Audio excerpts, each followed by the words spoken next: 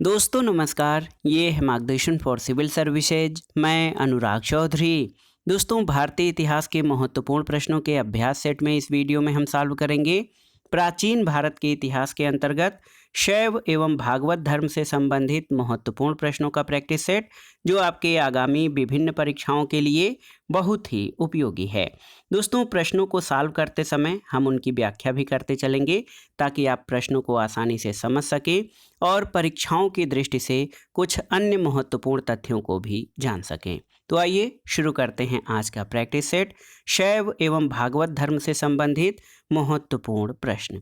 दोस्तों, प्रश्नों पर आने से पहले आइए शैव धर्म और भागवत धर्म के बारे में जान लेते हैं। तो दोस्तों, शैव धर्म क्या है? भगवान शिव की पूजा करने वालों को शैव और शिव से संबंधित धर्म को शैव धर्म कहा गया है। शिवलिंग उपासना का प्रारंभिक पुरातात्विक साक्ष्य हड़प्पा संस्कृति के अवशेषों से मिलता है।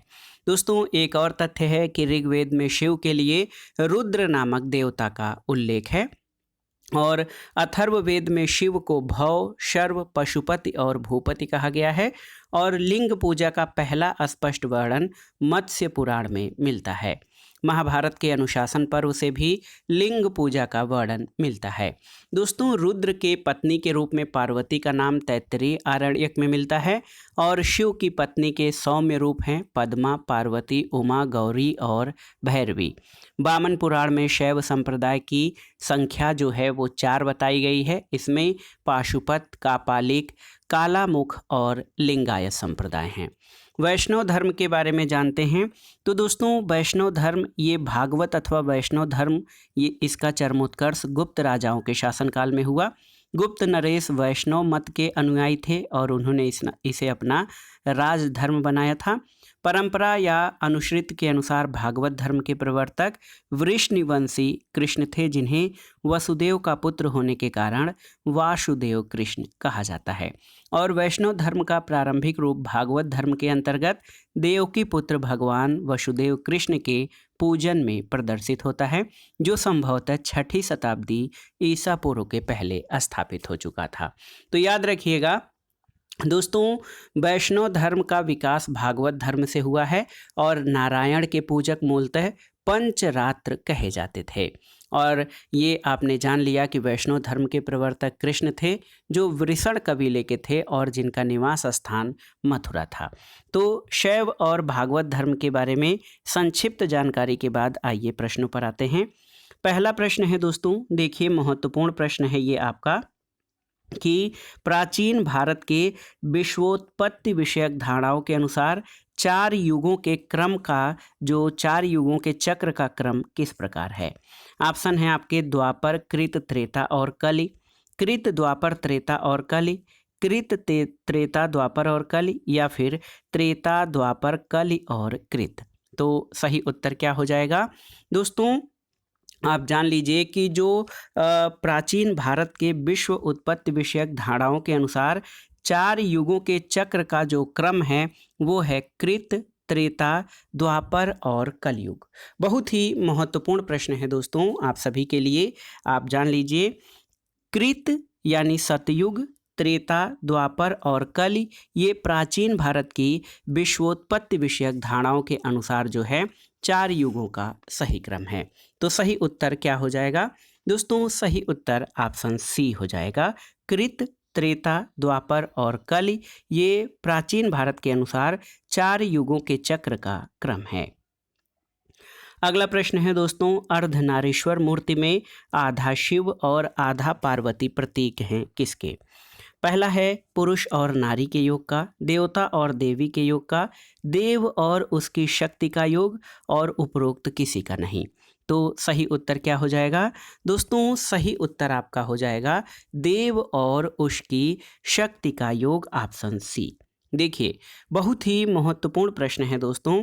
अर्धनारीश्वर मूर्ति जो है उसमें आधा पुरुष और आधा शिव और आधा पार्वती जो हैं इनकी कल्पना की गई थी। प्राचीन काल में जो अर्धनारीश्वर हैं उसके रूप में शिव की कल्पना की गई है, जो पुरुष एवं प्रकृति अथवा देव और उनकी शक्ति के योग को दर्शाता है। तो ऑप्शन सी आपका सही उत्तर है। अगला प्रश्न है नयनार कौन थे, आपको बताना है। बहुत ही महत्वपूर्ण प्रश्न है। शैव, शाक्त, वैष्णव या सूर्योपासक। तो सही उत्तर है नयनार भगवान शिव की उपासना करने वाले दक्षिण भारत के भक्त संत थे जो शैव कहलाते थे। ऑप्शन ए आपका सही उत्तर है, याद रखिएगा। तो बहुत ही महत्वपूर्ण प्रश्न है दोस्तों। आप जान लीजिए कि जो नयनार थे ये दक्षिण भारत में शिव की उपासना करने वाले भक्त संत थे। अगला प्रश्न है भागवत संप्रदाय के विकास में किसका देन अधिक था। ऑप्शन देखिए पार्थियन, हिंद यूनानी लोग, कुषाण या गुप्त। तो सही उत्तर है भागवत अथवा वैष्णव धर्म का चरमोत्कर्ष जो है गुप्त राजाओं के शासनकाल में अपने चरम पर था। अब देखिए बहुत ही महत्वपूर्ण प्रश्न है दोस्तों। भागवत संप्रदाय के विकास में गुप्त शासकों का योगदान सर्वाधिक था और गुप्त नरेश वैष्णव मतानुयायी थे और उन्होंने इसे अपना राजधर्म बनाया था। अगला प्रश्न बहुत ही महत्वपूर्ण है, आप सभी के लिए पूछा गया है कि भागवत धर्म के प्रवर्तक कौन थे। देखिए महत्वपूर्ण प्रश्न है दोस्तों, भागवत धर्म के प्रवर्तक कौन थे आपसे पूछा गया है। ऑप्शन है आपके जनक, कृष्ण, याज्ञवल्क्य या फिर सूरदास। तो सही उत्तर क्या हो जाएगा, कृष्ण, ऑप्शन बी। दोस्तों आप जान लीजिए कि परंपरा के अनुसार भागवत धर्म के प्रवर्तक कृष्ण जो है वृष्णिवंशी कृष्ण थे, जिन्हें वसुदेव का पुत्र होने के कारण वासुदेव कृष्ण कहा जाता है। तो याद रखिएगा भागवत धर्म के प्रवर्तक कृष्ण हैं। अगला प्रश्न है वासुदेव कृष्ण की पूजा सर्वप्रथम किसने आरंभ की थी। ऑप्शन है भागवतों ने, वैदिक आर्यों ने, तमिलों ने या फिर आभीरों ने। तो सही उत्तर क्या हो जाएगा, सही उत्तर आपका हो जाएगा भागवतों ने, ऑप्शन ए। देखिए ऑप्शन ए आपका सही उत्तर हो जाएगा दोस्तों। आप जान लीजिए वैष्णव धर्म का प्रारंभिक रूप भागवत धर्म था। इसके अंतर्गत देव के पुत्र भगवान वासुदेव कृष्ण के पूजन में दर्शित होता है, जो संभवतः 6ठी शताब्दी ईसा पूर्व के पहले स्थापित हो चुका था। तो याद रखिएगा वासुदेव कृष्ण की पूजा सबसे पहले भागवतों ने प्रारंभ की थी। अगले प्रश्न पर आते हैं दोस्तों। प्रश्न संख्या 7 बहुत ही महत्वपूर्ण प्रश्न है आप सभी के लिए। आप देख सकते हैं प्रश्न संख्या 7 पर आ जाइए। ये है कि निम्नलिखित में से किस देवता को कला में हल लिए प्रदर्शित किया गया है। ऑप्शन है कृष्ण, बलराम, कार्तिकेय या मैत्रेय। तो सही उत्तर क्या हो जाएगा, सही उत्तर बलराम, ऑप्शन बी। दोस्तों आप जान लीजिए कि भारतीय सांस्कृतिक परंपरा के अनुरूप कला में हल लिए कृष्ण के भाई बलराम को प्रदर्शित किया गया है। उनको हलधर के नाम से भी जाना जाता है। अगला प्रश्न है भागवत संप्रदाय में भक्ति के कितने रूपों की चर्चा की गई है। तो सही उत्तर है भागवत संप्रदाय में दोस्तों मोक्ष प्राप्ति के लिए भक्ति के 9 रूपों की चर्चा की गई है, जिसको कि नवधा भक्ति की संज्ञा दी जाती है। तो याद रखिएगा भागवत संप्रदाय में भक्ति के 9 रूपों यानी नवधा भक्ति की कल्पना की गई है। अगला प्रश्न है दोस्तों भागवत धर्म से संबंधित प्राचीनतम अभिलेखीय साक्ष्य क्या है। ऑप्शन है समुद्रगुप्त का इलाहाबाद अभिलेख, हेलियोडोरस का बेसनगर अभिलेख, स्कंदगुप्त का भीतरी स्तंभ लेख या महरौली स्तंभ लेख। तो सही उत्तर क्या हो जाएगा, सही उत्तर ऑप्शन बी हेलियोडोरस का बेसनगर अभिलेख। दोस्तों आप जान लीजिए कि बेसनगर अभिलेख का हेलियोडोरस ये जो है तक्षशिला का निवासी था और भागवत धर्म से संबंधित अभिलेखी साक्ष्य हेलियोडोरस का बेसनगर अभिलेख है। अगला प्रश्न है बेसनगर अभिलेख का हेलियोडोरस कहाँ का निवासी था। पुष्कलावती, तक्षशिला, साकल या फिर मथुरा। तो सही उत्तर है दोस्तों बेसनगर अभिलेख का हेलियोडोरस ये तक्षशिला का निवासी था। और आप जान लीजिए कि भागवत धर्म से संबंधित प्राचीनतम अभिलेखी साक्ष्य हेलियोडोरस का बेसनगर अभिलेख है।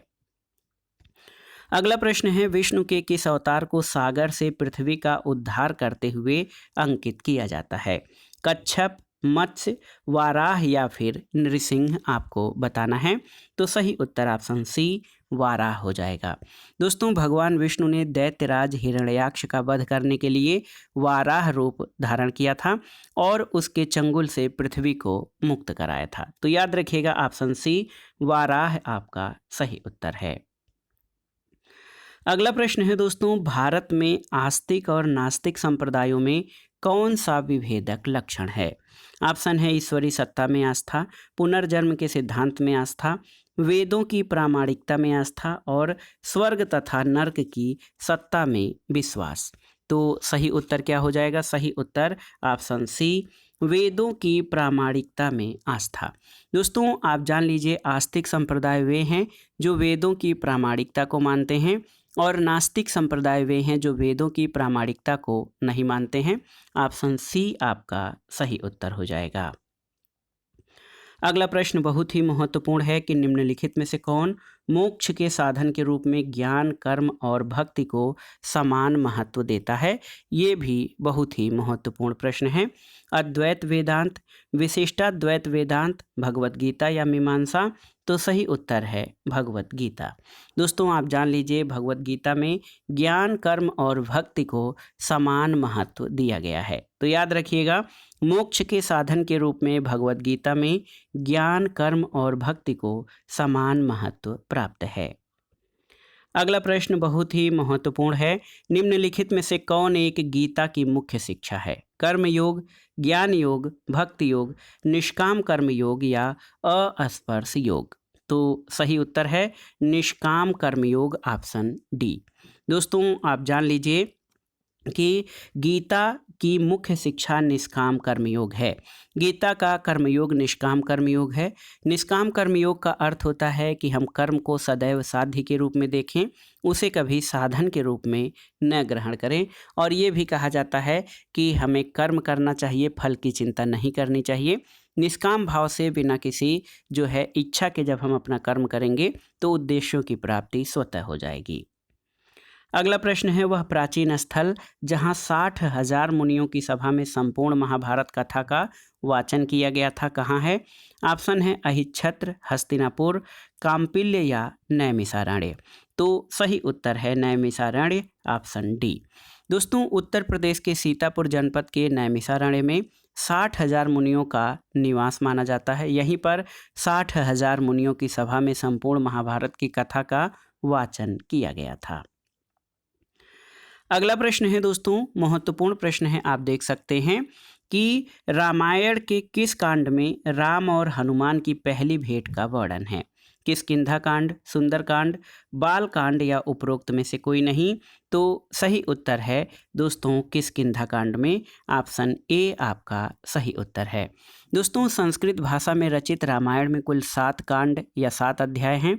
इसका चौथा अध्याय किष्किंधा कांड है, जिसमें राम और हनुमान की भेंट तथा बाली वध और सुग्रीव के शासक बनने का वर्णन है। तो याद रखिएगा किष्किंधा कांड में राम और हनुमान की पहली भेंट का वर्णन है। अगला प्रश्न है दोस्तों, कालिका पुराण किस धर्म से संबंधित है? वैष्णव, शाक्त, बौद्ध या फिर जैन? तो सही उत्तर क्या है? सही उत्तर है कालिका पुराण शाक्त से संबंधित है, ऑप्शन बी आपका सही उत्तर है। दोस्तों, कालिका पुराण शाक्त धर्म से संबंधित है।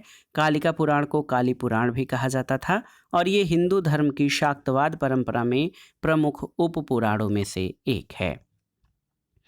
अगला प्रश्न है दोस्तों, पुरी में रथ यात्रा किसके सम्मान में निकाली जाती है? ये बहुत ही आसान सा प्रश्न है। ऑप्शन है भगवान राम के, भगवान विष्णु के, भगवान जगन्नाथ के या फिर भगवान शिव के? तो सही उत्तर है प्रतिवर्ष आषाढ़ माह के शुक्ल पक्ष में ओडिशा में पुरी में दोस्तों भगवान जगन्नाथ, ऑप्शन सी आपका सही उत्तर है। भगवान जगन्नाथ यानी श्री कृष्ण, बलराम और सुभद्रा के सम्मान में रथ यात्रा निकाली जाती है। तो याद रखिएगा ऑप्शन सी आपका सही उत्तर हो जाएगा। ओडिशा के पुरी में भगवान जगन्नाथ यानी कृष्ण के सम्मान में रथ यात्रा निकाली जाती है। अगला प्रश्न है कि नासिक में कुंभ मेला किस नदी के तट पर लगता है? आपको बताना है। महत्वपूर्ण प्रश्न है। ऑप्शन देखिए, ताप्ती, नर्मदा, कोयना या गोदावरी? तो सही उत्तर ऑप्शन डी गोदावरी नदी हो जाएगा।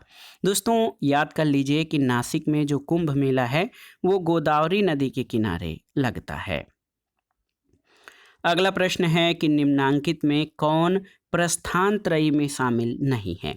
देखिए, भागवत, भगवत गीता, ब्रह्मसूत्र या उपनिषद। तो सही उत्तर क्या हो जाएगा दोस्तों? सही उत्तर हो जाएगा भागवत। कैसे?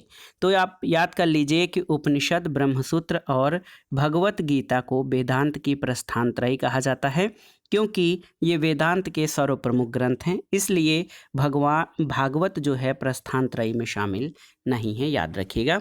बहुत ही महत्वपूर्ण प्रश्न है ये कि भागवत जो है ये प्रस्थान त्रयी में शामिल नहीं है। इसमें ब्रह्मसूत्र, उपनिषद और भगवत गीता शामिल हैं। अगला प्रश्न है दोस्तों, हेलियोडोरस का बेस नगर अभिलेख संदर्भित है। संकर्षण और वासुदेव से, संकर्षण और प्रद्युम्न से, संकर्षण, प्रद्युम्न और वासुदेव से या केवल वासुदेव से। तो सही उत्तर ऑप्शन डी केवल वासुदेव से। दोस्तों भागवत धर्म से संबंधित प्रथम उपलब्ध प्रस्तर स्मारक बेस नगर यानी विदिशा का गरुड़ स्तंभ है। इस पर उत्कीर्ण लेख में हेलियोडोरस को भागवत तथा वासुदेव को देव देवस यानी देवताओं का देवता कहा गया है। तो इसमें केवल वासुदेव का उल्लेख है। ऑप्शन डी आपका सही उत्तर है। अगला प्रश्न है, सूची 1 का सूची 2 से सुमेलन करिए और दिए गए कूट के आधार पर सही उत्तर का चयन करिए। तो यहाँ पर जैन धर्म से कौन सा स्थल संबंधित है? तो याद रखिएगा जैन धर्म से पावापुरी स्थल का संबंध है। हिंदू धर्म, तो ये वाराणसी या काशी हिंदू धर्म का जो है महत्वपूर्ण स्थल है। इस्लाम धर्म में मदीना महत्वपूर्ण स्थल है और ईसाई धर्म में वेटिकन। तो सही सुमेलन क्या हो जाएगा? 3, 4, 1 और 2। तो यहाँ पर देखिए ऑप्शन सी आपका सही उत्तर हो जाएगा, 3, 4, 1 और 2। तो दोस्तों ये था आज का वीडियो। इसमें हमने भारतीय इतिहास के महत्वपूर्ण प्रश्नों के अभ्यास सेट में हमने प्राचीन भारत के इतिहास के अंतर्गत शैव एवं भागवत धर्म से संबंधित महत्वपूर्ण प्रश्नों को सॉल्व किया, जो आपके आगामी विभिन्न परीक्षाओं के सामान्य ज्ञान और सामान्य अध्ययन के साथ विभिन्न राज्यों द्वारा आयोजित की जाने वाली अध्यापक भर्ती परीक्षाओं के भारतीय इतिहास खंड के लिए बहुत ही उपयोगी है। आप इन प्रश्नों को तैयार कर लीजिएगा। दोस्तों वीडियो आपको कैसा लगा हमें कमेंट बॉक्स में ज़रूर बताइएगा। वीडियो को लाइक करें, शेयर करें और इस चैनल को सब्सक्राइब करें। वीडियो देखने के लिए धन्यवाद दोस्तों। नमस्कार।